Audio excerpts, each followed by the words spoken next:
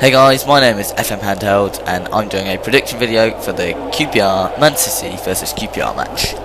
So in the background will be some FIFA gameplay. I've selected neutral side, so I'm not playing as any team. This is all to do with the AI and how FIFA predicts this game will turn out. While the game is playing in the background, so you can watch the footage and listen to me, I'm going to talk about my predictions for all the other games. So obviously I'll start with Sunderland versus Manchester United. Everyone knows the deal. If Man City can win the title, if they win, United have to better City's result pretty much, unless they win by a ridiculous number of goals. So Sunderland versus Manchester United, there's no pressure on United really, it's City's to lose pretty much. So I'm going to say that Manchester United will win this game 3-0. Moving on, Chelsea are playing Blackburn. Blackburn did get relegated under Steve Keane. I think they should stick with Steve Keane as manager. I'm not sure if they will, but I think they should, and I think they could get back up next season. But Chelsea, obviously, with the Champions League final and everything, they had a disastrous loss to Liverpool, 4-1. But I think they can take this one comfortably. I think it'll be a close game. I reckon 2-1 to Chelsea. They'll just scrape it, and that will give them a bit of confidence for the Champions League final, of course, against Bayern Munich. Next game is Everton against Newcastle. Both good teams. Obviously, Newcastle will be desperate to make sure they finish in the top 4, and whether Chelsea win the Champions League or not, and if that costs them their place, that won't be in their minds. Their minds will be finish top 4 and win the game. I'm going to say 2-1 to Newcastle. Man City versus QPR is being played at the moment, so we're going to just see what FIFA predicts for that game. So I shall move on to the next match.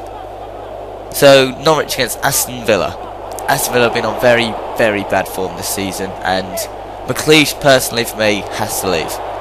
I just think with the players he's still got. I mean, they're not as good as they used to be when they used to have Ashley Young, Gareth Barry. They had a lot of top players, and they're not as good. Stuart Downey, of course, they haven't got that squad anymore. But still, I think with the players they've got, they should still be doing better. Norwich, on the other hand, Paul Lambert, unlucky not to get Manager of the Year. It did go to Alan Pardew, and fair play to him for that. But I'd say Norwich to win this one 2-0. Stoke are up against Bolton. Stoke obviously a very physical team. Bolton will be fighting for their life to try and stay up. I'm going to call this a 0-0. I don't think it'll be a very exciting game. It'll be very scrappy. I think there'll be a lot of passion, but I don't think the goals will come. So I'm going to say 0-0 for that one. Swansea are up against Liverpool. Liverpool obviously had that, after their FA Cup loss, it looked like the season was pointless. It still kind of is. But they did have a great win against Chelsea. Chelsea were very poor at the back, but you have to praise Liverpool for doing the job that was needed. They got the 4-1 win. I think they'll want to finish their season on a high, but whether they'll have the motivation to do that, I'm not sure. I'm going to go here for a 2-1 win though to Liverpool. Moving on, Tottenham are playing Fulham at White Hart Lane. For this game, I'd say Tottenham to win it comfortably 2-0. Martin Yol's done a cracking job at Fulham, but I'd have to back Tottenham in this game. I think they've got the quality. There's all the discussion about, obviously Harry Redknapp's most likely to stay now, so Roy Hodgson getting England manager.